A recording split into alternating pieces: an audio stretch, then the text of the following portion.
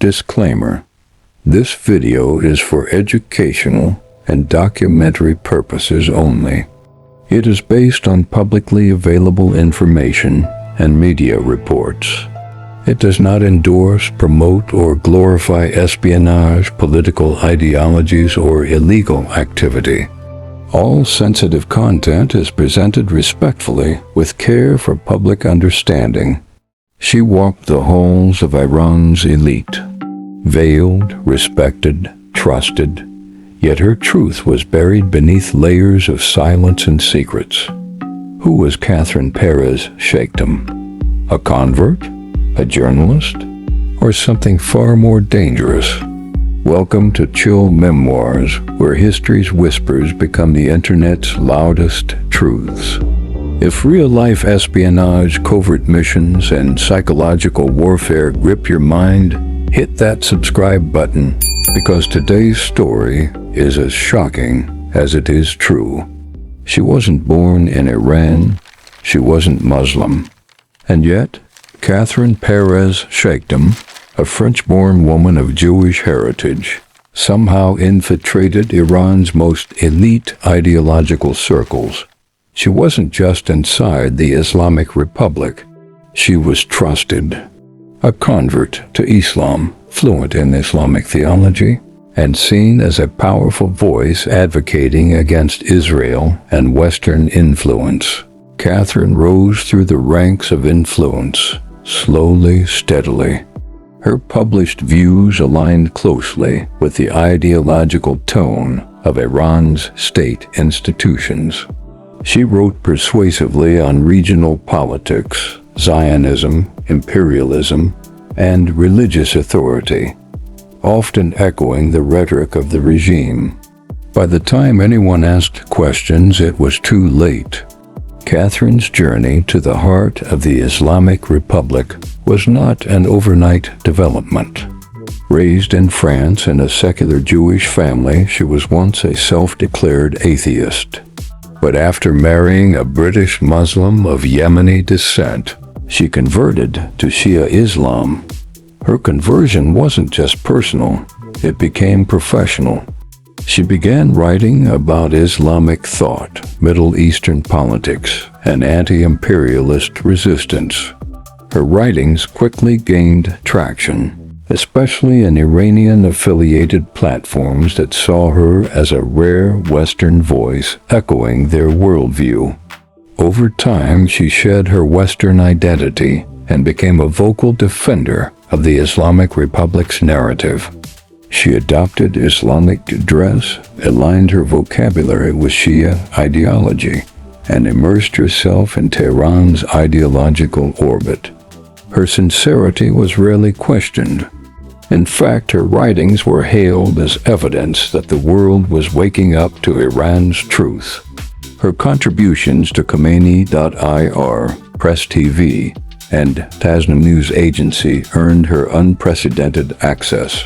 She wrote articles criticizing Zionism, defending Hezbollah, and calling out what she described as Western hypocrisy. Her fluency in ideological rhetoric and religious discourse made her not just accepted, but embraced. Catherine was invited to Tehran.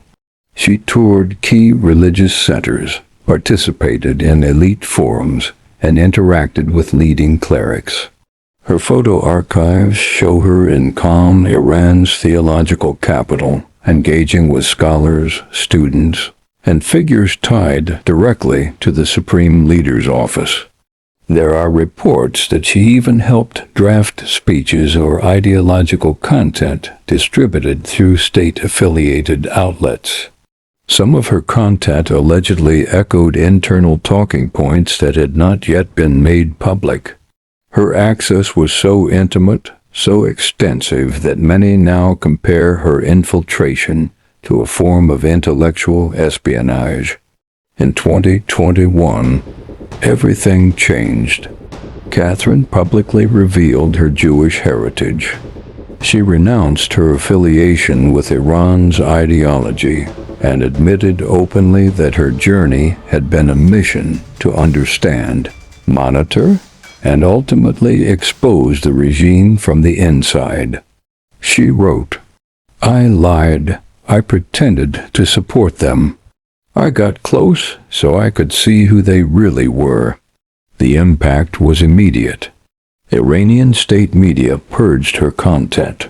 Her name was erased from platforms she once wrote for. Former colleagues and editors denied associations. The betrayal stung. In a regime where ideological loyalty is paramount, her revelation was not just shocking, it was dangerous. News outlets around the world picked up the story. Analysts debated whether she had acted alone or under instruction from foreign intelligence services. Though no agency, Israeli or otherwise, has publicly claimed her, speculation runs high.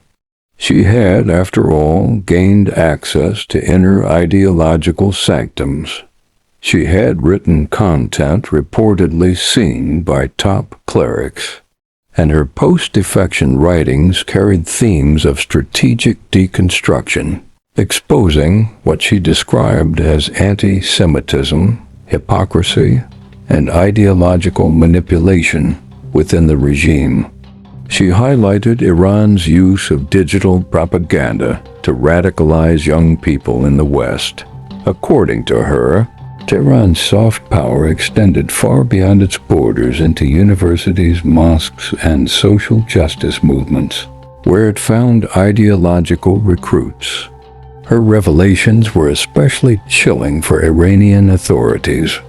A Jewish woman, once an atheist, had become one of their ideological darlings, and then revealed herself to be their harshest critic. So was Catherine an official spy?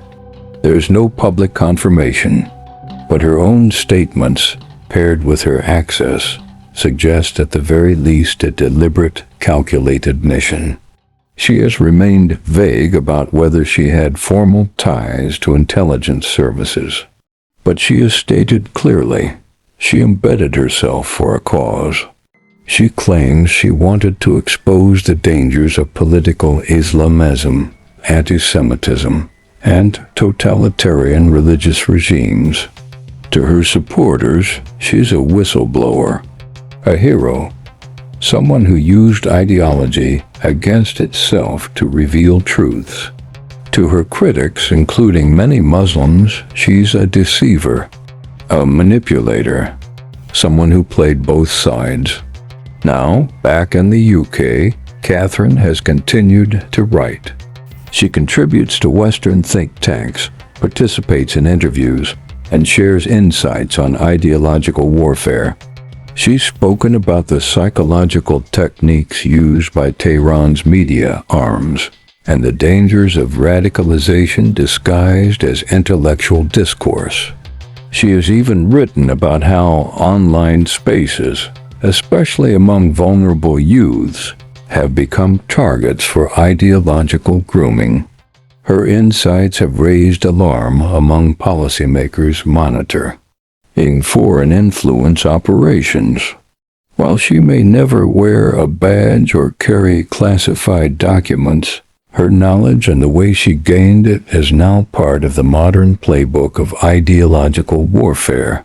The story of Catherine Perez-Shakdam isn't just about a woman who infiltrated a regime. It's about the power of narrative, about how language, theology, and digital media can be used as tools of persuasion or deception. Catherine used belief as camouflage, ideology as access, and literature as a weapon. In a world where influence is increasingly waged through memes, tweets, and ideology, not just missiles, her story reminds us that espionage has evolved. Gone are the days of trench coats and briefcases. Today's agents might carry nothing more than a smartphone and a story. Since her exposure, there has been little clarity about whether Iranian officials who worked with her faced consequences. Iranian media has moved on. But among opposition activists, she remains a potent symbol of the regime's vulnerability. Her journey also raises broader questions about trust, identity, and ideology in the digital age.